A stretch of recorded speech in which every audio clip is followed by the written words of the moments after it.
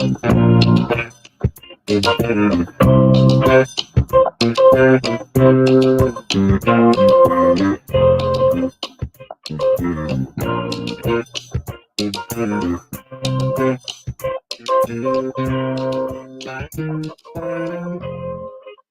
happy Thursday, everybody. Happy Thursday, and welcome to the Dollar Hour. I am Deontay Burton, aka Mr. Short Dollar himself. We got an awesome show planned for you guys tonight. We're talking about something that I think is very, very important in the business world, and that is the difference between revenue and profits. Again, we're talking about tonight the difference between revenue and profits. There are a lot of people that go into business, and I hear it a lot where they'll talk about how much money they made in sales, how much money they made, and they'll talk about that big number, what we call revenue, the sales, whatever that money coming in, but they're never looking at that bottom line number. And that bottom line number is the main determinant of everything. It's good to be selling, make, $100,000 in revenue, but if you ain't bring home any money, or you can't get certain finance to get the home or get the car or anything like that, it's not really worth it. I won't want to say it's not really worth it, but you might be doing something wrong. We got to correct. Right. So what I want to have tonight's show is go into depth to explain exactly what revenue is, what profit is, how you need to look at what measures you need to take, and understand the gravity of the importance of each one of them. Okay. Mm-hmm. But again, tonight we're talking about the difference between revenue and profits. Right now we're streaming live on Facebook, YouTube, Instagram, LinkedIn, TikTok, and Twitter. The main hub is the Mr. Short Dollar YouTube channel. And guys, I think we brought it up last week, but definitely want to bring it up again. We hit 29,000 subscribers on the Mr. Short Dollar YouTube channel. That's right. That's right. Yeah. That's right. I want to personally just tell everybody from the bottom of my heart, I appreciate our love and support with making it that far. But definitely wouldn't have did without you guys and our support of my team here at Misfits Radio. What's new say, and you like to thank yourself because you worked very hard to get those subscribers.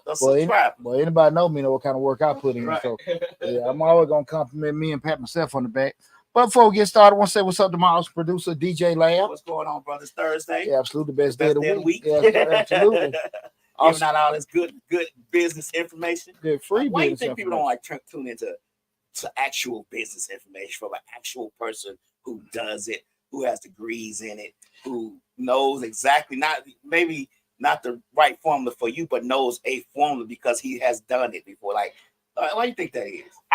I think people want to know about business, but I think people really want to know about making money. I think when you start talking about the pathway of doing certain things, it's boring. Right. And when you start talking about something that's probably not what they envision it being, that's when people get disinterested. What do you think it's because the pathway seems longer than, let's just say, some of these other people who post up about money and how much quicker it seems to be to get it their way than the actual process that you be putting out? Like, you gotta do this, you gotta do this A, B, C, D step. And they like, you gotta go A, you jump all the way to D, you done, you rich. Absolutely. Well, we live in a microwave society. Right. Everybody want things done now. If they can press boop, boop, boop, boing, and it's ready. Right. People want that and stuff like that. But unfortunately, unfortunately, everybody ain't that lucky. Right. So, to bring that point, I think that's why you see probably some of the biggest influencers that talk about finances. Most of their things are get rich quick. Right. It's never like, hey, if you do this and you do this and you do this, in 6 months to a year, you can have this. Right. That people not interested in that. Right. But if I say fix or flip, scrap or do this, that, and that, people get interested in doing it. But we know, and in reality, most of the time the people say that aren't, credentialed or experienced. Right. What I mean by that, they ain't necessarily like, maybe an attorney or a doctor or a licensed investor. Right. Because at the end of the day, from an ethical standpoint, they just can't say certain things like that. Right. But if you get your average Joe just saying that kind of stuff, it's not hurting anything for them to say, yeah, look at my cars, look at my house. Right. You can have this stuff too. And I think that's what people get caught into because, again, everybody wants certain things, but the process of getting it, that's why I think people get, that's why the grant videos, everybody's so crazy about those because it's a thought process. I ask for this and I can get that, which is great. And that's why we put I don't have to pay that back. Yeah. Right. And it's great because we put the information out. I want people to take advantage of it, but I've always been the one to tell people, like, look, grants are very hard to get because there's a lot of you out there. Everybody wants free money that they don't have to pay back. So, but I think that's the reason being. Okay. But if you do it right, you stay patient with it, and you follow certain steps, I think you'll be okay in business. Right. But I always say it ain't for everybody. Right. It ain't for everybody. Right. And Oh, that's a give a shout out to Slick. Nope. Okay. I cut you I off, want to give my a shout out to my other producer, Slick 316. What's up, Rick? What's going on, Rick? Blame Lab. Yes, my fault. Again, guys, like I said, we're streaming live on Facebook, YouTube, Instagram, LinkedIn, TikTok, What's going and on, Twitter. Kizzy Rock? What's going on now? Also I see Black Men United. What's happening, Chris? Sexy What's going Red on, Bone. Chris? What's going on, Chris? Hey, I talked to my dog earlier today. Oh, really? Yeah, and I see anybody coming in on TikTok. I can't get Chris on the same page with his podcast. Man, come on in, Chris. He won't act right. Aisha Davis says making money definitely on TikTok. What's up, everybody for TikTok? Tuning in and Say stuff. hey to your mama. Hey, mama. What's up, mama? What's going on? I appreciate you tuning in, mama. Again, tonight we're talking about the difference between revenue and profits. Trying to get everybody on here. Stephen Harper II, what's happening? I appreciate you tuning in, brother. Let's see if I can get We this. said hey to you, Slick. We already said you talking about something like a stepchild. We Nah. said hey to you. I apologize. Hey, Rick, blame it on Lab. Also, guys, if you want to add to the conversation, you got any questions about revenue and profits, feel free to call in. The call-in number is 678-740-9894. Again, the call-in number is 678-740-9894. Keep in mind, guys, we're talking about revenue and profits. Please don't call in and talk about President Trump. What's going on, Real Insane Wayne? Appreciate you tuning in again. We appreciate it. And again, guys, tonight we're talking about the difference between revenue and profits, guys. Like I said, call in 678-740-9894. But also remember, if you have to leave during the process or the show, go to Mr. Short Dollar on YouTube. Subscribe to the YouTube channel. Over 1,000 videos on the YouTube channel. Also have an active grant playlist with over 150 different grant opportunities for you guys to take advantage of. We got videos for entrepreneurship, videos for finance, videos for management. A lot of the live shows we had on there. Over 1,000 videos for you guys to take advantage of. So definitely go to Mr. Short Dollar on YouTube and subscribe to the channel and take advantage of the great information that is on the channel. Alton Lagarde said hello from South Florida. What's up, Alt? What's going on? What's going on, Al? Man, everybody ain't blessed out there in South Florida. Is in Miami Beach, like in Out in Lauderdale or South Tampa. Beach. Yeah, Lauderdale or Tampa. Oh, okay. You know, I think Lauderdale or Tampa. Okay. I think in Lauderdale. We might move one of the two. Living the dream, right? Yeah, exactly. We trying to get there. Yeah, absolutely. We got but here's the difference. And in the thought process of tonight's show, we're talking about the difference between revenue and profits. You know, one of the biggest things I always tell people is, and I say it all the time, don't get traffic confused with profits. Mm-hmm. I was looking at a video on social media. It was an influencer guy was getting people to go in the real estate industry, and it was a cool sale. Cause I always like listening. You know, with my background, I got a master in supply chain, so I'm one of them, and even undergrad in finance. So I'm a numbers person, right? And I always, what I do, I always say to myself, something I lose out from an aesthetic standpoint of business. But I'm always kind of looking at numbers. You know what I'm saying? How many of these I got to sell, breaking down costs and everything. But the brother was giving a good sale in regards to the real estate industry. He was just saying how much money the number one, which is it DTR, DLR, DR Horton, I think that's the number one builder in the country. He was just saying how they had made $30-some billion, and then the next tier they had made at least $3.7 billion. The next tier had made 30-some million, and you just be at the bottom something, bottom 1%, and make $3 million. Everybody like, yeah. Here's the thing, I always, like I said, that concept of never get revenue confused with profit. What's up, Trainer Cole? What's going on now? It's me _Squeak. What's going on, Tamara? One of the things I always say to people when with don't get traffic confused with profits. People will see that number. We made $3 million, but we know in business at the end of the day what you made and what you brought home is two whole different things, right? And even just in the real estate industry, like especially you start talking about from an investor standpoint, like I told you, man, hell, I'm sitting there dealing with a house right now. Those costs, you might have had these particular sales, but the money you took to get it to a certain point, how your margins are gonna be. Sometimes you might just damn break even. That's right. And it's like no one wants to share war stories. I never remember at one time in one of them shows like Fix or Flip or nothing. I never remember at one time somebody reporting a loss or somebody reporting an L. Like, hey man, we bought it for $50,000. We put $80,000 into it. So now they 130 in, and they sold it for 125. Right. I've never seen it, which is not crazy, depending on Right. what the market demands or whatever this, that, and that. And if you actually go down that road and we start talking about dealing with investors, Uh-huh. I mean, I don't know how many people, reverse with it. You start dealing with hard money lenders, Uh-huh. private investigators. Shit, they want money 30 days out. Well, you gotta start paying these notes. Right. And if anybody is really familiar with the flipping game, man, code might come out there. They might be, hey, if things aren't at a certain point, things are in stages. If you're not grandfathered in, yeah. stuff. Well, we think about it. First they come expecting the plumbing, then the electrical, then the roof, and that might be 30 days apart for each one. All the while you're paying this investor this on his note, right? And if you ain't 6 months of those notes put to the side, boy, you'll be in some bad shape, right? And I just think the vast majority of people, they look at TV, they don't think about that because they look cool, right? Buy a house for 10,000 and make 100,000. Yeah, and I think that when especially coming out of the pandemic, everybody had access to get those funds and stuff like that. They were looking at businesses. Everybody want to be an entrepreneur, be a business person, quit their job. I'm Ubering, I'm lifting, I'm driving trucks and stuff like that. And it's cool because I got the power of me. Right. We fast forward 3 or 4 years later now, everything's just a damn train wreck. Yeah. I watched a video on YouTube. A young lady was talking about truck drive. We talked about this before on the show, and she was saying, this lease purchase thing ain't where everybody think it is. You see, if I'm not rolling, I'm not making money, and I got to pay for my own fuel. I got to pay for my own. So she was actually giving down the cons of being a truck driver and being a lease purchase, I think, on the truck. And she's like, she said, I sat in Atlanta for 4 days. I didn't make no money, but I still had money paying out because my truck was still running. I still had to do, because she lived in the truck, I still had to buy food. I still had to do certain things that I wasn't. So it was all negative. Them 4 days was a negative, income. I didn't make anything. Well, I can go to this point.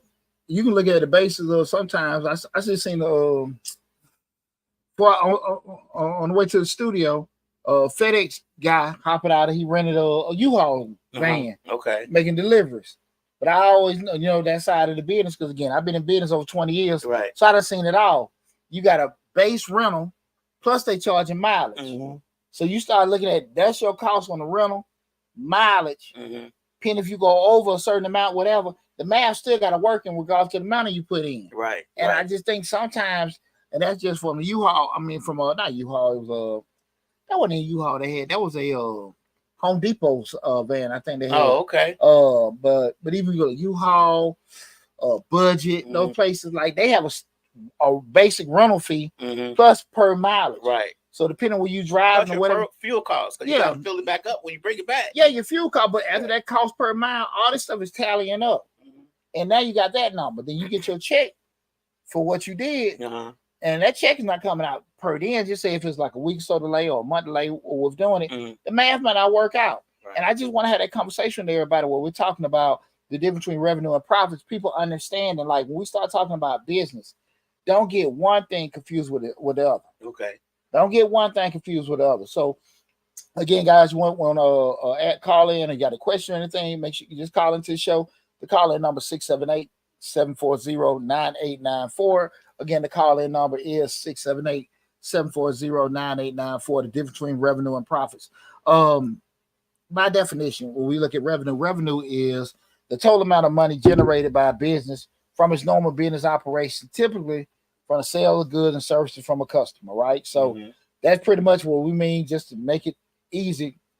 Revenue is just the money you pull in for your business. Okay. When you sell something, when you do a service to somebody, you cut their grass, you wash their car, you build a porch, anything that's sold, anything money that comes in, that's revenue. Okay. That's revenue. Revenue and sales is pretty much the same thing. Okay. Right? That's just it. Money coming in. So we hear that. What's going on, Savage Mr. PR? Shayna T. What's going on? Going on. So those things, when people hear those terms, I think sometimes they get kind of lost, especially when we start talking about that revenue aspect. So what I always try to get people to understand when you start talking about sales, don't get caught into that. Get caught into what it takes you to make a dollar. What I always say to people, we start off at the cost. When we start talking about business and everything like that, we don't never want to look at what we're selling, because at the end of the day, if people say, "Hey man, you're pretty good at selling cakes. You do pretty good with making these drums. Hey man, you ought to start your line business and all that." I always say the first thing, start off with your cost. What is it going to cost you to be able to make it? Right. We start, and people, I really want y'all to understand that, because I've been accused of being a dream killer and all this other stuff over the years. It's not that. The math still got to work, right? The math got to work. And so a lot of times when I say that is because at a particular point in time, if you selling cakes for $25, but then we start turning around where we start looking at flour, yeast, butter, sugar, packaging, and all that other stuff. The cake sell for $25, but it costed me almost $20 to make a cake per cake, right? Because if I buy it back, again, guys, it's simple math again, and that's why I think people avoid math or avoid calling a person like me that can kind of help break that stuff down, because they don't want to be accountable. It's like, no, they hating. I don't want to look at being negative, right? But just think about it, guys. If you ever want to look at a per cost, you don't know how to get per cost, right? If you look at a bag of flour, you know how much flour it takes to make one cake. Only thing you gotta divide that bag of flour to know how many cakes you can make for that one bag of flour. So that's your per cost. You can get your per cost for the cakes with that one bag of flour. So if it's 2 pounds, and it's gonna take you maybe a pound and a half to make a cake, you already know how much that one bag is gonna cost you. Right. So I always want people to kind of look at that cost per cost with doing it, between the transportation or postage or whatever, and you got that cost. Now, from the next phase, you just got to say, okay, from a price standpoint, can I charge a price on top of this where I can make some kind of a profit? And that's the fine line right there. Exactly. Because we watched the show the other day, and they were talking about food costs and stuff, and they said it's a fine line, and it's like you don't want to price it too high and turn the customers off, but you don't want to price too low and not make no profit. So you gotta have that fine. It's a fine line to walk on what price to charge for something. But that's going back to we did the video. I did a video and I've had snippets on it on TikTok and YouTube. As far as go to Mr. Short on YouTube and look up how to calculate pricing. Right. It still go back to the cost.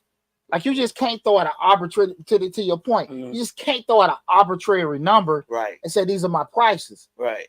The price is based off the cost. Right. Either you do an add to the unit cost or a percentage up for the unit cost. You have to do that. You can't be selling shit that for less than what it costs you to make the stuff. I'm making hot dogs for $5 a hot dog. I'm selling them for $2. Yeah, but you get my point. I get it. We have to derive that number first. So and that's very important, everybody, right, because far too often people go through with the strategy. Look, well, Sam's selling for this, Walmart got it for this, or these other places got it for that. I'm going to sell them for that because you figure it's more important for you to come in cheaper, and people will come to you being cheap. Remember this, guys. I want you to understand is, just in business, if you come in as a cheap person, people are always going to view you as what? Cheap. A cheap person. Right. That's why they came to you. Right. So it's not going to be as easy as you think it is to increase your prices when you start getting attraction from people, right? You start getting attraction. You start increasing your price when people start coming for whatever reason. Now that loyalty disappears and they go back to other folks. If you're gonna charge that, I might well go to Walmart. Right. I might well go to KFC, whatever, because you charge what they charge. At the end of the day, guys, the math got to work. The math got to work. So remember what I said, when we start talking about pricing, we start at the unit cost first. What it takes you to do a particular task, what it takes you to make a particular product, and then move up from there. Like I said, check out the video that we did on Mr. Short Dollar on how to set pricing 101. I went through the whole gamut in regards to the formula where you can just look at it, the uptick on the unit cost perspective, or if you want to do the percentage increase. Savvy Blizzard PR says, okay, real talk. Do most business dreamers even really know the cost until they start doing biz with real volume? By then, they likely have gone on the red. Do you recommend seeking investors? To answer the first question, good end. The question was, do most business dreamers even know about cost till they start doing it or anything. No, I don't think most do. No. I don't think most do it, but I will say this.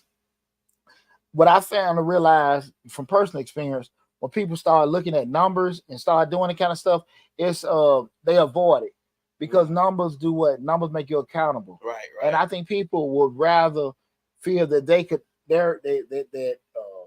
when they're looking at numbers, they're looking at facts. That kind of stuff can is like hate or it's like being negative. Okay. So listen, I'm not going to worry about what all that stuff say. I'm just going to push it and push it and push it. But we understand when you start looking at your major companies, Fortune 500 companies, all you looking at any kind of major successful company, they put hundreds of millions of dollars in the research and development because they got to know what pricing and costing is and stuff like that. Right. The math got to work. I can't, like you just said, I cannot sell a hot dog for $3 that is costing me $5 for. Right. It just won't survive. Yeah. And I think when people are selling their cups or selling their juices and stuff, now I'm gonna be very honest with you with something, right? Let me get to the second part of the question. How the hell can these people you see on the internet just like me? How the hell can these folks say a $10 plate of food? Right. Looks delicious. You see it on Instagram. Right. You see it on TikTok. The food is about to bust out. And it's over $10. Your unit cost for that plate is probably $12 to $15. Right. And why the hell are you selling for 10? They want people. Everybody get a good deal. And they don't get that. Why? And they just want, and what happens is it's a line around the corner. It's a line around the corner, and they making money. They sitting there putting in the carriage. We're doing good. But they never analyzing at the end of the day how much money, from the unit cost, or even after they pay their bills, how much money they making. They just got what? They got money coming in and stuff. Right. People don't really start looking at this stuff to that income tax time, or they want to get some kind of loan where they want to expand, or they want to get something on the personal side, like a house or car, something like that. People function all the time. They busy, but they're not making profits. Right. That makes sense. You understand what I'm saying? Like just thinking when you and true restaurants, they look at there is a per cost per the chicken, the this, that, and it's a certain size it has to be. And at the end of the day, that's what it costs. And they've upmarked it from there, right? Like I said, if they've done like a dollar amount or they've done like a percentage amount, however, but the math got to work, right?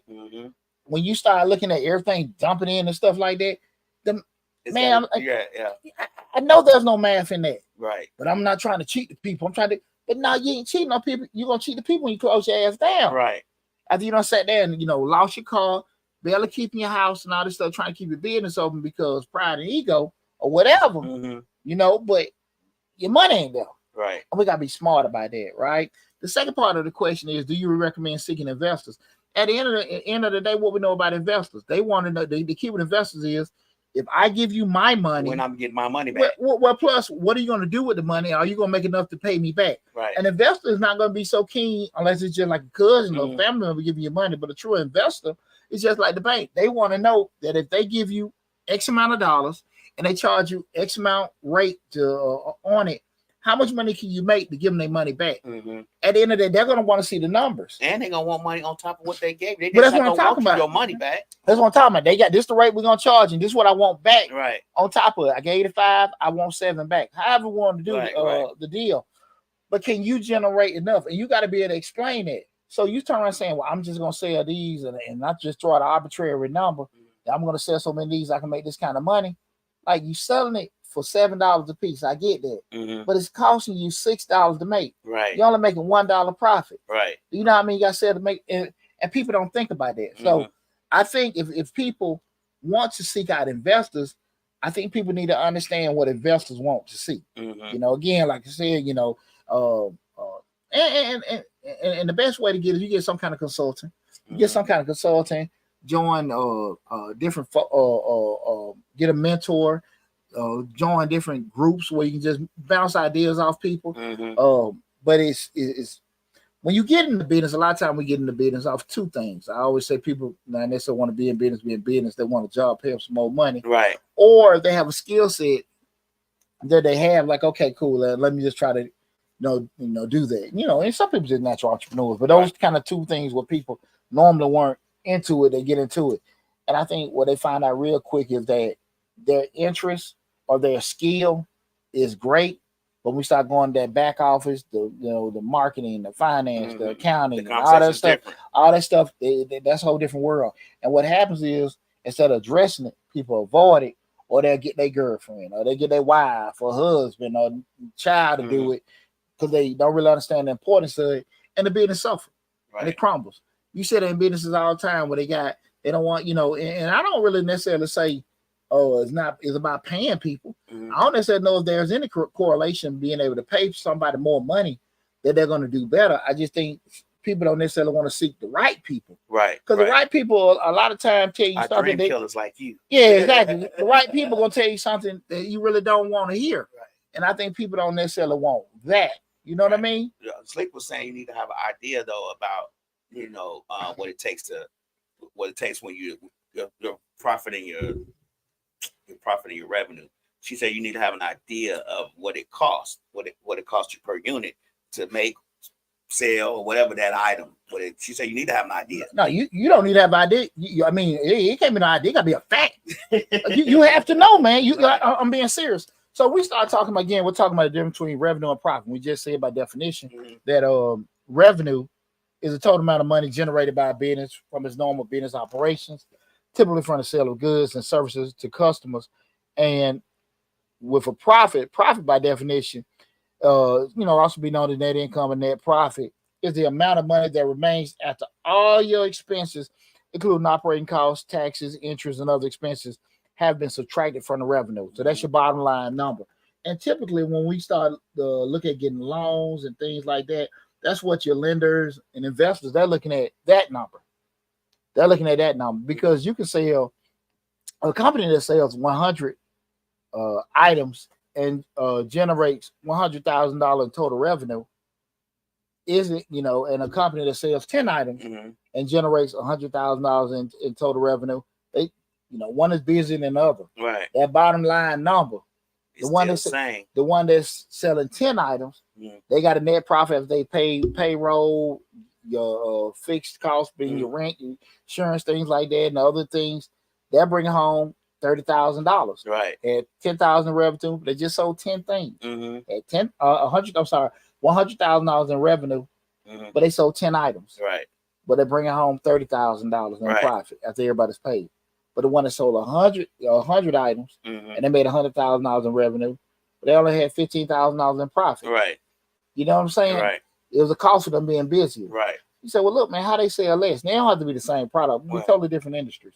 But the whole point of it is, that's why I say don't get traffic confused with profits. Right. You got to pay for that traffic. Traffic is a cost. What I told you all the time, people try to get it twisted, and I'm on different boards and different organizations. I tell people all the time, you want to generate some money.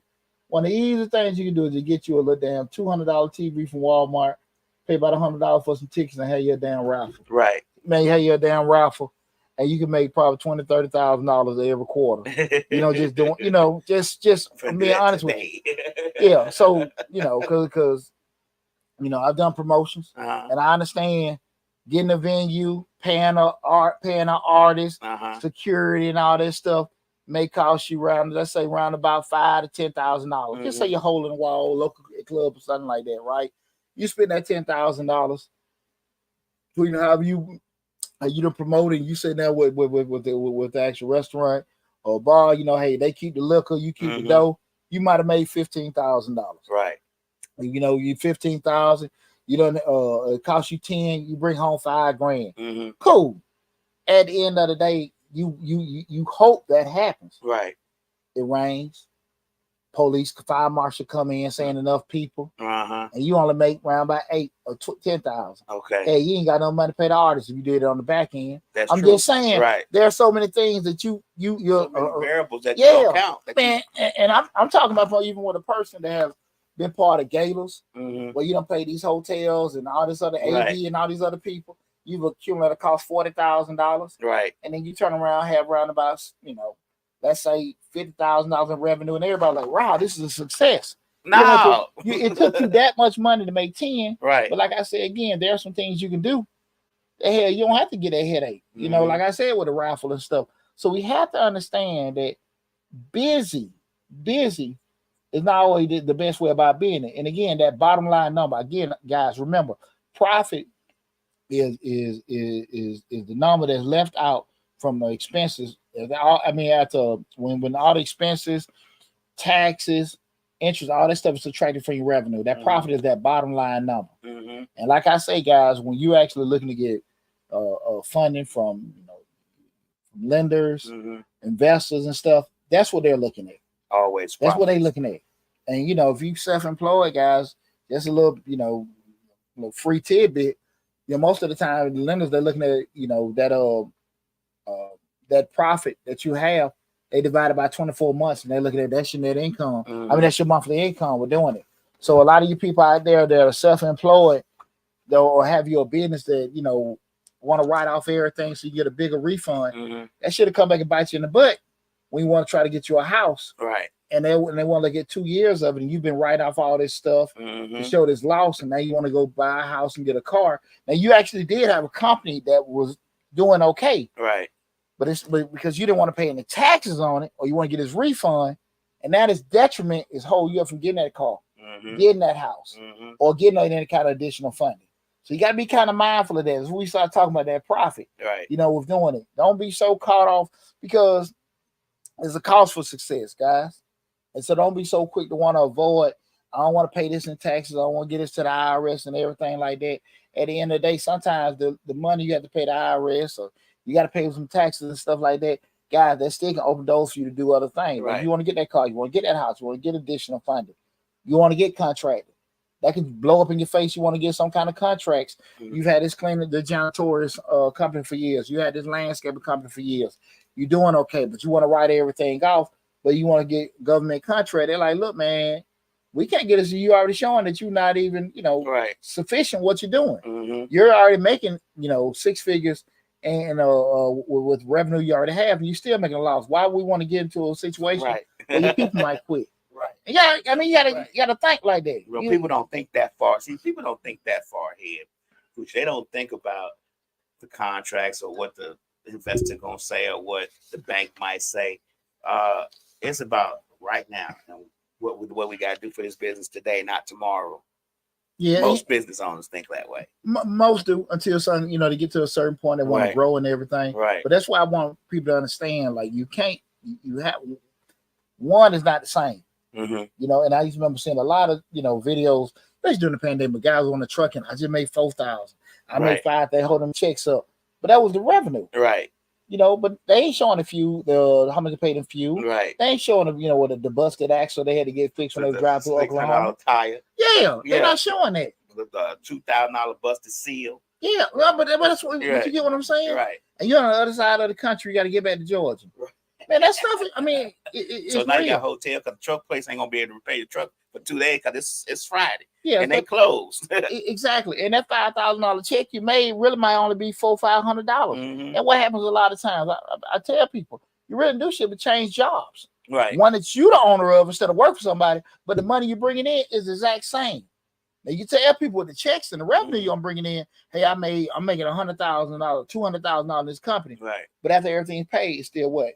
$30,000, $40,000, $50,000. Right. Shit you were making at that job. Right. Now, if you say I want the freedom, cool. But at the end of the day, sometimes the thing we flex for or moving to, it ain't gonna be. It's not gonna be the same. But you also had a headache on top of that that you didn't have before. It's all your responsibility now. Yeah, and it's just something to keep in mind. Savage Blister PR says, not to be a naysayer, but I'm sorry, not to be a naysayer, but when should a small business owner opt to bow out and call it quits? Dreams deflated don't make people failures. I don't necessarily know if it is a certain time to say, hey, listen, this isn't working. But I will say this. If you see the ship sinking and you don't see a raft on the horizon, I think you need to be smart about certain things. And I'm just I'm gonna sit here and just kind of be hypothetical. I was approached with a deal today. Deal, somebody finna lose a piece of property, and at the end of the day, I'm telling them, like, look, you finna lose this. Right. I can come in at cost and maybe give you something on top of it. Okay. But you're not gonna be able to keep it. It's gonna be mine. Right. I'm saying this. At the end of the day, I understand you need to pay this stuff off. You're about to lose it.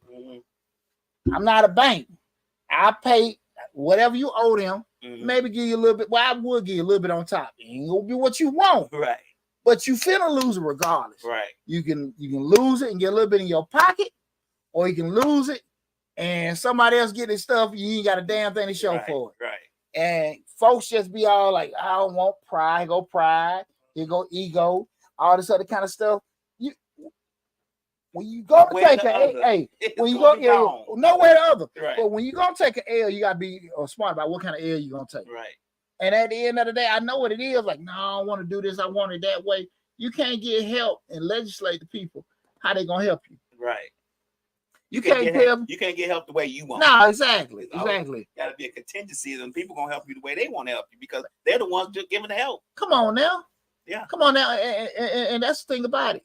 For you to come to me, that means you ain't went to the bank, you went to your family, all the resources gone. Mm-hmm. Like I said, I can get it. It's mine. Right. I put something in your pocket. Right. But I ain't finna be sitting there. No, hell no. But when I said a mood change, whoa. I heard a whoa. You a Whoa. dream killer, fool. Nah, shit, ain't no damn dream killer. Nah, I said what I said. Right. But a lot of times to answer that question, when should people back out of it? I think when you're gonna go through rough patches in business, and sometimes you may have to do some things that are uncomfortable. May have to change some stuff, move money from one place. You may have to go in and put in some of your personal things in there. But you got to be realistic about listen, is things on the way to change. Right. Because we've heard all the success stories. I remember Damon John say he burned his furniture. You heard some folks say it, all of a sudden things happen. And that's great. Mm-hmm. But I think there are a lot more stories of people that held on longer. Right. And they lost their homes, their families, and some of them even lost their lives because of the stress they put on themselves for trying to hold on something that wasn't working. Right. And I just think that a lot of times we know if we too deep into something, we're not gonna be able to do this. Mm-hmm. If I got to make X amount of dollars to do that, and even if you say to go to people, because I don't think it's cool. I don't won't get too far off subject. I don't think it's cool to go asking people for money and your ass can't pay them back. I don't think it's cool to do that. Right. Because a lot of times if I come to you on the strength of, hey, lab, I need this, you gonna have some consideration. Right. Because we people. Right. But I know I ain't got no way of paying your ass back. Right. But I'm just trying to prolong what I'm doing. Right. And I don't think they're cool about that. Right. I'm in a position, probably more from experience standpoint, I can read like, where you at? And I know what question to ask. Where you at with everything, bro? When how you gonna pay me back? Because like some people may blindly give it to you off your words. Right. I don't do that. Right. Hey man, what do you have coming in? What's going on with this, that, and that? And I can say, wait, well, I don't think you better pay me back. Right. And that's even kind of like what I was saying. The thing I know they wasn't in the capacity to pay me back. I know they weren't on their best day. Right. So I'm not lending you nothing. I will buy it. Right. You know what I'm saying? I buy it. But I don't think people look at that big picture when you say stuff like that. When you come to them and say, I'll buy it, you're going to lose it regardless. You get what I'm saying? Put something in your pocket. Right. Put something in your pocket. You know what I'm saying? Slick said people will go without before seeing someone else with their stuff. So, like, that's true. Well, I'm not going to let you buy, but I'll let him buy it. But where nobody's buying it. Look, again, say you had the opportunity to, I lost it because Poochie didn't help me, or whatever the case, or Lab didn't help me, but Lab had the opportunity to help me. He chose not to. Yeah, and I'm gonna say, stupid ass didn't want to sit there and sell it to me.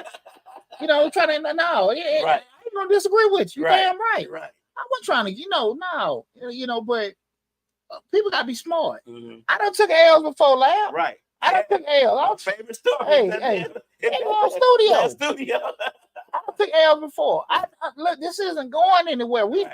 It was just this coming out. That was just it. That was it. Like, look, man, we ain't happy. Mm-hmm. At the end, when I closed the salon down, man, I didn't have no enthusiasm, no interest of dealing with the salon and stuff. And let me close this damn thing down. Right. You know what I'm saying? I ain't even breaking my for that went away. When the women leave, I used to be, early into it. Yeah. Hey, I'm posting out the yin yang. I get new stylists coming in. Mm-hmm. By the time the EMA ain't give a damn. Right. You know what I'm saying? I'm like, I ain't caring. I forget to put tissue up there, all kind of stuff. Hey, you can't have no salon, no tissue. Right? Not at all. Oh, Lord. Let me ask you a question. Do you think that small business owners should analyze where they're at least maybe once or twice once a month or every 90 days, analyze where they at and see if they need to say to themselves, you know what, I've been doing this is not working. I may need to shut this down, think of another way, maybe revamp and come back later on a year or so away, because it's just not gonna work. And I don't see, if I wait another 90 days, it's gonna be worse than it is today. Well, depending on what kind of business you have, sometimes you might have to look at your financials on a daily basis. Depending on, even just some fast food restaurants, keep in mind they have to kind of keep in mind how many people they got on the clock, right, and how much money they're doing. But on the least, you should look at it on a monthly basis. Right. But to your point about, saying, okay, we're going so long about it, I need to rethink if I'm gonna keep this going.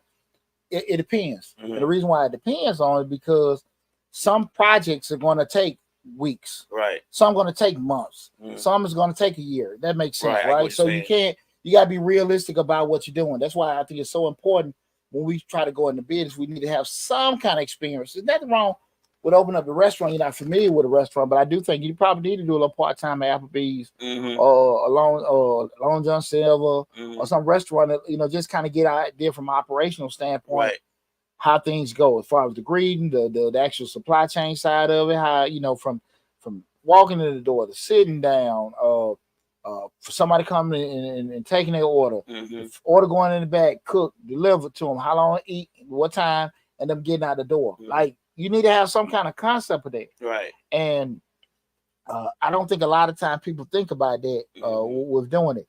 Because if I keep a packed house, and now you're saying, well, people, everyone, it's a 1 hour minimum, and it's cool when it's a fad. Right. That makes sense. Right. I get what you're saying. When it's a fad and everybody breaking out, we waiting around the corner. But after a while, folks get tired, or they get what? Another option. Right. They ain't studying that shit no more. I ain't waiting there no more. Hell, they got a new spot around the corner. Right. And you see, you see how much people have loyalty to your business with doing it. So I think sometimes people have to kind of be realistic about what they're doing. Right. And, I can look at myself, for example. Tax office in Riverdale. I know what I could probably say. Deontay making only do 300 returns a tax season. Okay. Right. Right. There is no reason for me to be sitting there trying to market to Metro Atlanta. Right. Right. I don't need to do that. We had this conversation. You know what I'm saying? So if I can just get 700,000 people in the city of Riverdale. If I'm wrong, I apologize. But I understand. I just got to get 1%. Just be serious about coming to me, and that's good. I don't need to advertise all over the city of Atlanta. I got all these people flooding my place, right? And man, I got a line around the corner because we know that when people see a line, it look good for social media, right? But people renege. I ain't hungry. I want to go here. Right. People reject it. Like that now they saying, look, they turn their mind, you turn around and don't come back. Sometimes you just see it and then they talk negative about it. So you got to kind of, some people stand in line for doing it, but everybody's not going to do that. And again, it's cool when it's a trend. Consistent basis either. Well, like I said, if you go in town, okay, cool, let's wait. But don't get that shit twisted. Like I said, people just need options. And you're in a city called Atlanta, man. Hell, they're restaurants open. Yeah, exactly. We all rich and famous. That's all people need, right? You know what I'm saying? You find out how unique your cups, your jewelry, your hats and stuff is. When folks gotta get options and everything, it's just people sway away from that, right? So that's why it's so critical when we understand the difference between revenue and profits. Because again, we're looking at revenue looking at just measure the total income that's generated, from that company. We gotta understand that. We start looking at profit, gonna measure the financial gain after all those expenses are paid. You got to understand the difference. Key thing with what I said, guys, remember, what we always start with is that unit cost. What do it cost me to make $1? Right. You got to know that. We did that and when I got my master's in the business class, and they said, all right, and you probably did it too because you did the same thing. And they probably say, okay, guys, y'all gonna make a business and y'all got to decide what the business is gonna be. But I need to know the unit cost, and I don't mean the unit cost per unit. I need to know how much the screw costs. This is what he was saying. I need to know how much the screw costs to put it together. I need to know how much your time costs, or whoever you pay costs to put it together. I need to know what the internal or all the gears. If it's 5 gears, I need to know what each gear costs. I need to know once you put it together, you need to know how long it sits on the shelf. You need to know what avenue you're gonna go to sell it. You need to know the cost of SKUs or whatever you're doing. I need every cost of this item. I need the cost per unit, and not just. And I need it broken down on the spreadsheet. You know the funny part about that, Lab? I think the vast majority of people that are educated in business schools don't go into entrepreneurship. Right. If I go to corporate America, private business and everything. And I think most of the people that go into entrepreneurship, they're not educated. Right. They have a skill set. Right. You know what I'm saying? They good at this. Yeah, right. but they're not educated on that. So that's why you don't have too many people that get into it and they're looking at it like, let me look at the cost. They just try to sell and do. I'm cutting all these yards. I'm building all these fences. And I understand that probably the thing that they do the least of, or the thing they least like to do, maybe making the most money from a profit standpoint with doing it. But they're the most busiest with one thing with doing it. But they do 10 of these to make net $100 profit. But they can do 2 of these and they're the same thing, but they just don't like doing them. Well, you might want to refocus with doing certain stuff. Yeah, like one of the main things that came up after the pandemic was people making T-shirts. Everybody was making T-shirts and buying presses to make T-shirts. And I look at the T-shirts and I said, okay, how much does the T-shirt cost? And I don't want the regular Glidden T-shirts that's real thin. I'm talking about quality thick T-shirts. How much they cost? Okay, I need, if I buy in bulk, how much more see, people don't realize when you buy in bulk, that's why the Walmarts and the Sam's Club can sell a hot dog for $2 because they are buying for the collective. So if you got 200 Sam's Clubs and all 200 of them are buying from this one hot dog vendor, they're gonna get a better unit price because they're buying in bulk. Yeah, you get what I'm saying? People don't realize that bulk price. I'm gonna give you before I go back there, I'm gonna give you one good example. A lot of people say, well, why do these Chinese own so many black what they call it? Beauty supply stores. Well, a few years back, the Chinese guy was saying, well, you know what we do? All of us get together. It doesn't matter if the guys across the street, we'll get 15 of us together as a collective and go to the supplier and say, hey, it's 15 of us gonna buy this hair shampoo from you, but we want to pay $1 per unit. Then when they put it on the shelf, they sell it to us for $15 or $5 a unit. You get what I'm saying? But they do it as a collective, in bulk, and that's why they're able to have so many stores. And some of them be profitable, some of them may not be as profitable, but they're profitable because they're going in as a conglomerate together in one unit and buying in bulk. Well, Lab. Well, I don't want to give a subject, but that was a consulting gig I did almost 15 years ago with a black beauty supply store. Where they paid. Well, I went and did that whole research for them with that, and that was the biggest thing. Like I told them, I said, man, you gonna have to find other black business beauty salons, beauty supply stores in Metro Atlanta. Y'all gonna have to order like that, or find them in the region, might be Metro Atlanta, and y'all gonna have to order like that because mathematically, you can't pay $1 for this grease and want to, and nobody's. We can get into all that black love, support black business, but why would I pay $5 for some grease? And I'm just throwing out a number, but I can go to the Asian place and it's $3 because I love my black businesses. Like you can't even buy enough. Right. You understand what I'm saying? Right. And the brother was saying to me, well, if they buy more, I bet no, they won't. Because at the end of the day, the volume that you're buying just not going to be sufficient enough. But to that point, that's why people I'm sorry I get off the subject, Lab, but that's why people got to be very, very conscious of understanding costs. Costs dictate everything. Everything. And at the end of the day, just because, a cost is high, you might just can't charge a price that's going to be feasible for you to be able to sell. Now, if you say, we're a premium or high-end car restorer, furniture maker, this, that, and that, you can justify however you want to pitch it or sell it. But again, you gotta know exactly those costs and then where you want to fit into the grand scheme of things, where you're going to be listing your prices. Right. But unfortunately, I know a lot of black-owned businesses go into it as I want to just their entry strategy into the market is let me be a little lower than the market or be whatever, but again, the costs just don't work out with it. Right. That's why so many restaurants close. Like I see the guys, they look how much food you get. Right. And you doing like that's not. It's cool for social media and it's cool for the customer to get full, but the math ain't working. Right. It's not working. Food is high as hell. Very high. And so at the end of the day, if I'm not charging the price to recoup my costs for this food and make a profit on top, and a profit that's substantial enough for me to what? Pay payroll, pay rent, pay insurance, get more food and stuff like that, pay for advertising. I ain't gonna be in business long. And that's why you see so many black-owned restaurants close.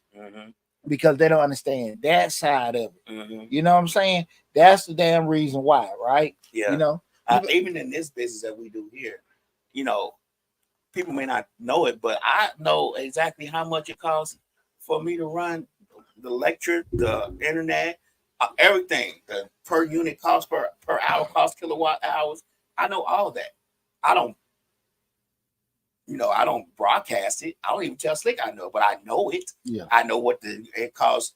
Because I do it all the time. I've been doing managing properties and all that stuff with companies for a long time. I know it. I don't blast it out and say, it costs this, but I know it. I know what it costs to run the place. I know what it costs per unit. I know, and I know it because it's just something I need to know. A lot of time with what you just saying that, and they kind of answered that first question you asked earlier, why people might be so much disinterested. When you start getting what you can deem maybe information overload in regards to, man, it's not interested in whatever, I don't want to go into it.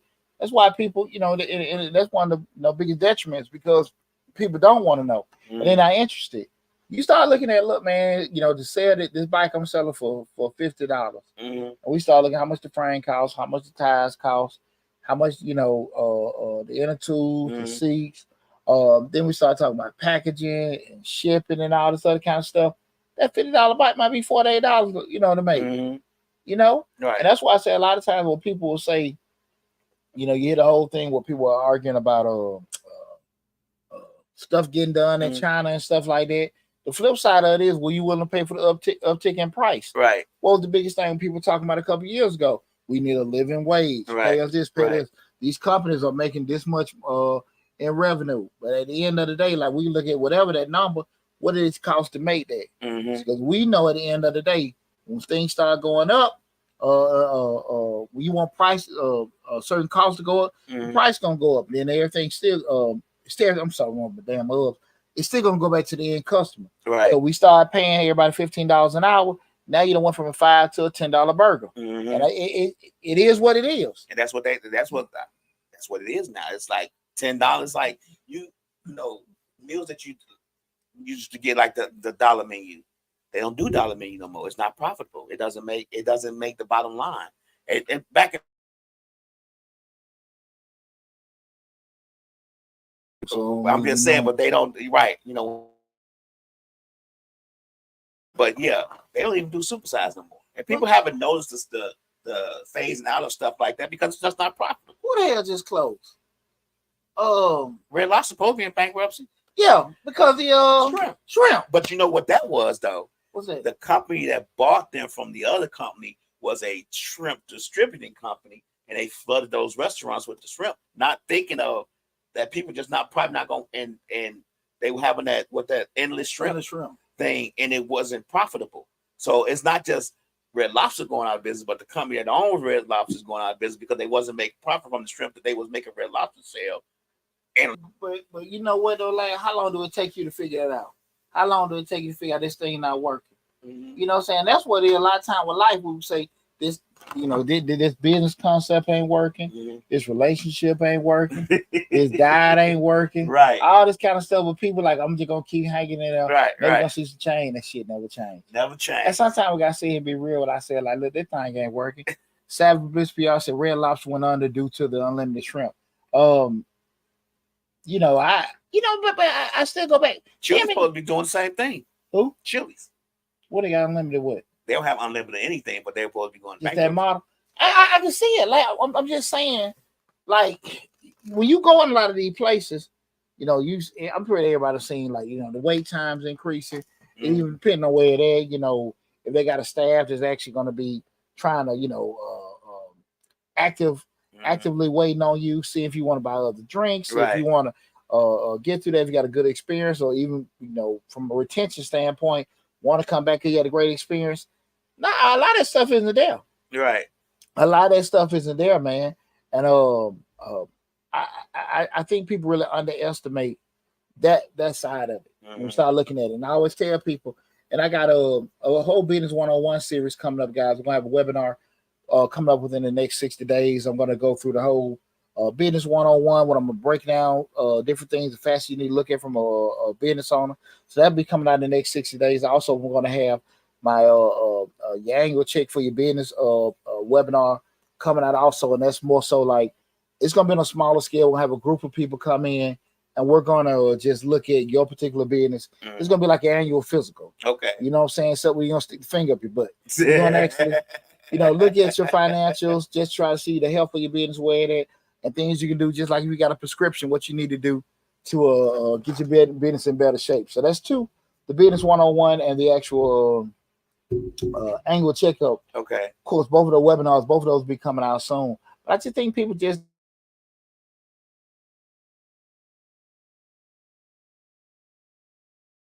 need to kind of just be realistic about where they are, what they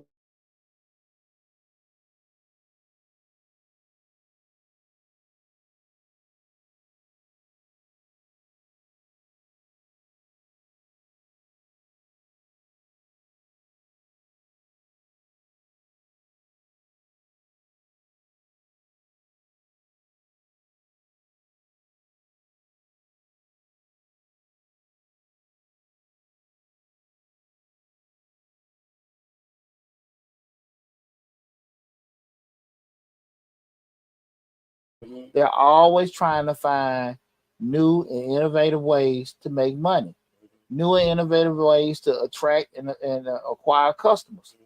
So if you got, you on a smaller scale, why wouldn't you be trying to do that? Right. We're just gonna open and post on Facebook. It works sometimes.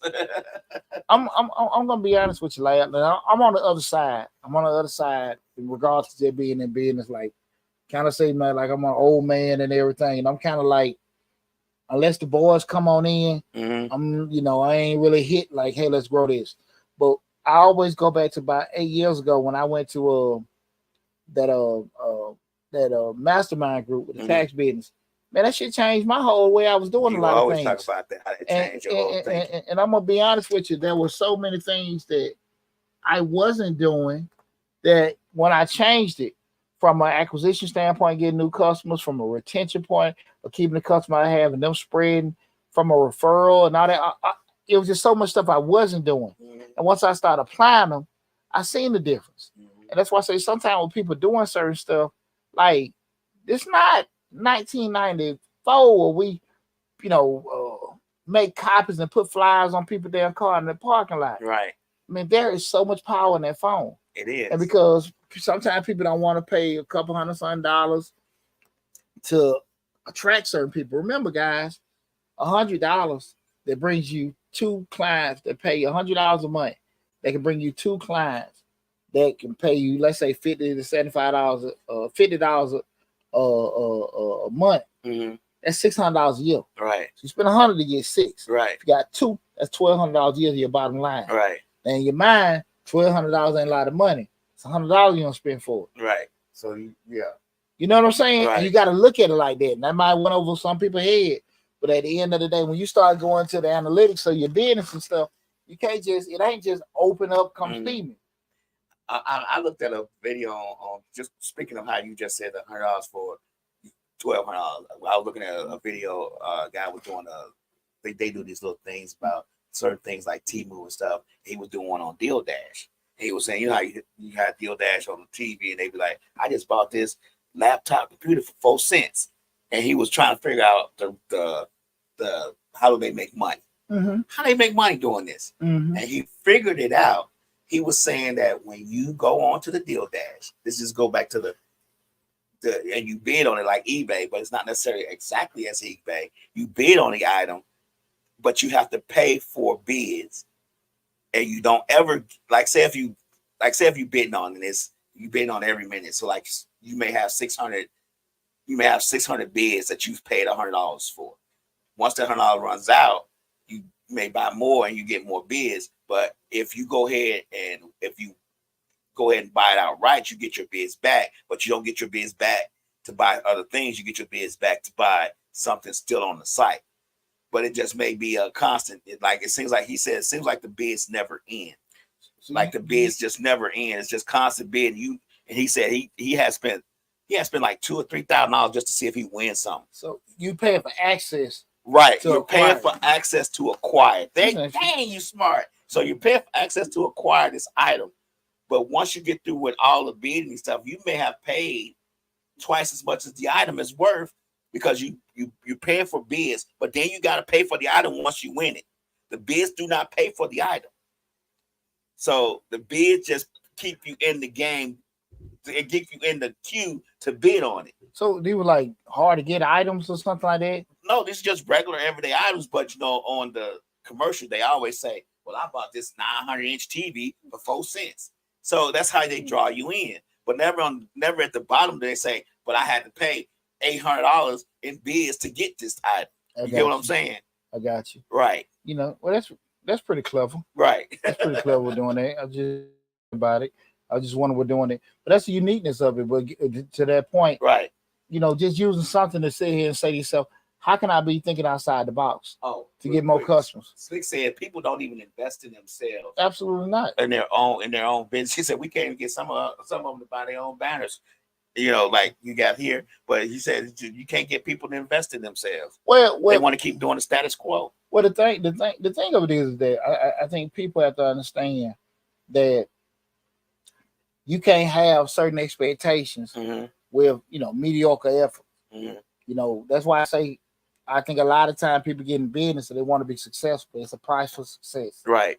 Be it your time, be it your money, be it your relationships. Sometimes, and I don't think people want to go so far, just like with training and everything, to where it's painful, where it's uncomfortable. And like, it ain't meant for them to do certain things. Right. I don't want to miss a meal. I don't want to miss no sleep. Right. I don't want to miss my kid game. I don't want to, go without. We're doing it. And until you start ready to make certain sacrifices, you won't see that. Right. And it is keeping it real. Right. And it ain't a right or wrong. The problem come up, you just can't have certain expectations if you don't want to make certain sacrifices. Right. People know me, know how I get down there in tax season. You know what I'm saying? Unavailable. But hey, come June, July, August, hey, it's time to party. Right. Because you didn't work hard. But I'm cool with it. Right. That ain't meant for everybody. There are a lot of people, man, I'm telling you, there's a lot of people that have worked for me over the years. What's up, Chris? See my son, Chris. Chris, come on, take over the business for me, son. I see Chris coming in and everything. There are a lot of people that have worked for me over the years that have left because I know they're thinking, well, I see what he making. I gonna get my own software, right? And I can do it and everything. And 20-some years, I think only maybe 2 people, let's say out of hundreds of folks, doing okay. Most of them now you can't. Right. You can't. And to be honest with you, number one, you ain't got a secret sauce. That being Deontay Burton.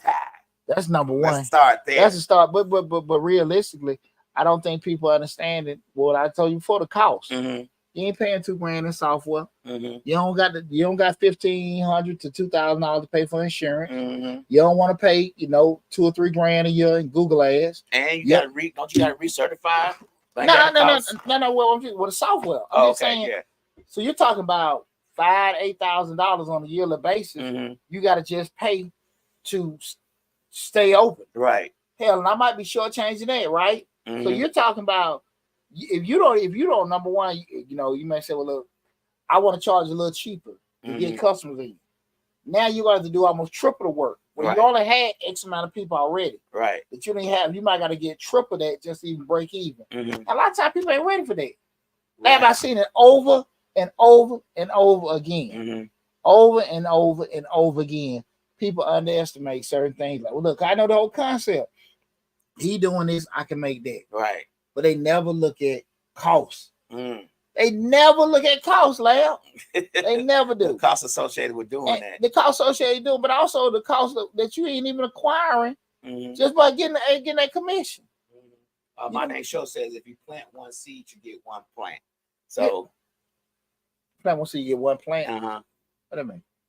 I'm not sure. Elaborate on that. My name show. You know, I thought you were going to say something. You was like, yeah, and yeah, my name show, man. You know, you I'm a school graduate. You got APS. You got. Damn, you got to elaborate on that a little bit, show. You got a Crayola there for me. Right. Spell it out and break it down like fractions. Now what? I'm damn Lion King quotes. You know, you like, yeah. You stuck on the cliff trying to figure out what he's saying. He said, jump. Mufasa said something all over my head. But but all serious. Oh, you only get out of it what you put in. Oh, appreciate it. There you go. And Thank you. That's it. And you know what? And you might not even get out of it what the hell you put in. But you know, one of the things you were saying earlier, I wanted to elaborate, but we got wanted to kind of throw my little 2 cents in there. We talking about just being consistent in business, you know, just being consistent with certain things. You know, even with here, you was talking about how people were saying, well, I know what he making. I'm gonna go get my software. I'm gonna do the same thing. Absolutely. Well, that's even with here. Like when we do podcasts, and people say, "Oh, well, you know, Lab Charge, let's do podcasts." I can go home, give me a microphone and a computer, and I can do the same thing. But they don't realize all the stuff behind the scenes that you have to do. And then all those podcasters left that thought that they could do it at home. This is just smart. This is a minor thing. I'm not doing it anymore. None of them are still doing it. Well, what people don't really look at is, and that goes back into business. And I'm just gonna give everybody, just some business tips, just some game for you guys to just take advantage of. When you want to get in business, you have to understand something very, very, very important when you actually want to get into business is that you get paid last. Mm-hmm. When your company, and this is one of the biggest things I mean, even kind of go that concept with Robert Kiyosaki talking about in Rich Dad Poor Dad. Mm-hmm. It's theoretically in business. Wealthy Bob. If the company made $10, mm-hmm. and after you done paid, Lab, Joe, this, that, and that, and you done brought home $2. Mm-hmm. Everybody paid, done what they supposed to do, whatever. You brought home $2, and you're like, man, we made 10. Why the hell I'm just bringing in 2? I should bring in $8 or $10. Mm-hmm. You can't do everything. Right. But with that $2 you got, it gave you opportunity because everybody else working. Mm-hmm. You can make, 3, 4, 5, 10 more of those mm-hmm. to bring you those 2. Right. And I think what happens a lot of times, people get caught up so much they want to do every damn thing. Mm-hmm. I ain't paying for this. I ain't paying for that and stuff like that. I can do my own podcast to get all this other shit, but you only got 24 hours in a day. Right. Right? You know what I'm saying? Right. And at the end of the day, I think people just want all the money, but you can't do that. Right. You can't do that. And that's just in theory how business goes. You got to make sure everybody paid so you can actually be able to grow it. Because now I can grow it because I got the right people in place for us to do it. But folks don't want to deal with it. They read this shit. And they minimize the impact that other people have. They want to have everything. Well, you can do this, you can do that. And until you start actually growing and seeing certain things, you really don't understand it. Because people are quick to tell you, hey, man, why are you paying for this? Why are you paying for I don't have time to do that. Mm-hmm. I've had the same landscape for 15 years. I cut my own, I put my own. It's nowhere in the hell mathematically that shit is going to work for me. That's one of them math problems you broke down for me real quick. I was like, you know what? I pay this guy $60, cut the grass twice a month. I ain't out there for 8 hours. You get what I'm saying? Yeah, you'll never make the money back that you spent in the lawn stuff. Right. Now you hit like, okay, I'm 65, getting a Social Security check, I ain't working no more, and I want to do it myself. I get it. Right. But if you sitting out here trying to make some money, man, ain't got time for that shit. Right. Man, them guys be in and out my yard in 20 minutes. They got equipment. This guy been here about an hour. If I give him to cut the bush, he may take an hour and 30 minutes, but I got a little bit bigger yard, but just in the time and the edge and all that, I'm not gonna do all that. I know I'm not. Man, and you have your moments. You might be like, look, man, it looked like you did it. You got to take your breaks and all that kind of stuff. Right. Ain't nowhere near as fish with that. Let them go on and do.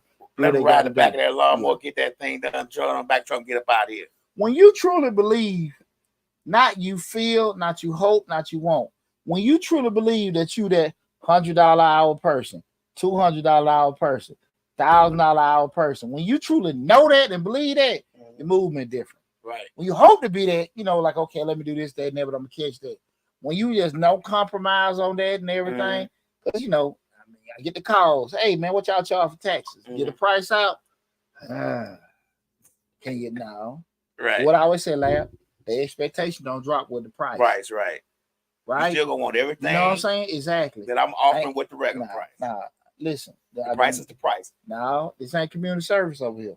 My name show says the bottom line, you can't get a return on nothing. You have to work and invest in yourself. Got to. Pay for your advertising, pay for your marketing, pay for certain things you don't know what to do. You know what I'm saying? I remember, man, back in the early 2000s, I had one of those Google contracts, tried to sue somebody, and I got laughed out the court. Oh, wow. Paid about $500 for an attorney to make my contracts, told them what I want to have on there. Right. Somebody tried to move on me, I got my money.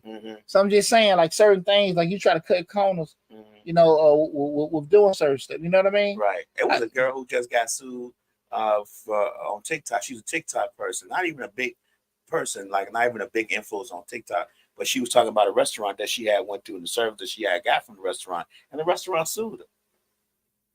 Really? Yeah, and she lost. She said she didn't get the service she asked for. Yeah, she asked for something. The service was terrible when she called the restaurant back and said, "Look, I usually get 3 of these, but I only got 2 this time." And the manager was kind of rude to her. This is per her, not allegedly. What they got, like defamation suit? Yeah. You gotta be careful with that. But see, my thing is she went to court by herself. She didn't go to court with she didn't get a lawyer. She paid what a couple $100 to get a lawyer. Well, lawyer probably told she had no defense. That's probably why. Oh, okay. Lawyers ain't taking on nothing unless you're gonna pay them a certain amount. Right. But that's probably what it probably told us. You may just what we think is the law and what is the law. Right. 2 old different things.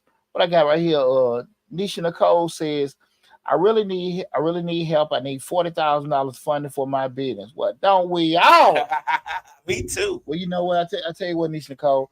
The easiest thing I can tell you is to go to the YouTube channel, check out the videos we got on business funding 101. Probably answer some of your early questions, but if you need it any more in depth, I don't give out loans, but I do have a lot of experience on what funding companies may require you to have. Feel free to book an appointment, consultation appointment. If you go to the YouTube channel, in every video in the description, and this for anybody, in the description section of every video we have, there is the contact information to the office, and also if you want to book an appointment, so just go to Mr. Short Dollar on YouTube. You can Google Mr. Short Dollar. You see this handsome face pop up, and go to the YouTube channel. But every one of the videos will have that contact information on there, as far as calling in or actually booking an appointment with doing that. But man, it's been a pretty good conversation, and I think understanding the distinction between distinctions helps in analyzing the company's financial health and operation efficiency. Revenue shows the scale of a business operation, while profit shows the effectiveness in managing costs and generating shareholder value. I always understand the difference, guys. And if you have any, just came in the tail end, or you got any questions later on, feel free. Again, like I just put up before, give us a call at the office, or put in the comments in the videos. If you came in late, go to Mr. Short Dollar on YouTube. You can check out this whole video in its full entirety on the YouTube channel and everything. You got anything like that? Say, hey, your cuz. Hey, cuz. Which one? Daniel Parks. Oh, what's up, T? What's going on, cuz? Appreciate you tuning in. And like I said, guys, if you guys came in, depending on whatever platform, YouTube, Facebook, Instagram, LinkedIn, TikTok, and Twitter. And like I say, guys, I do want to add again, I was one of the main ones campaigning about getting these phones in Mrs. Radio. Right. And I think I'm about to want to get the least amount of calls. You're not talking mess, you're talking business. That's what it is. That's the difference. You ain't talking business, you're talking business. And they ain't talking mess. Now, if you talk mess, the phone will ring off the hook. Okay. You talk something about relationships and the woman not doing this and the man not doing that phone will ring off the hook.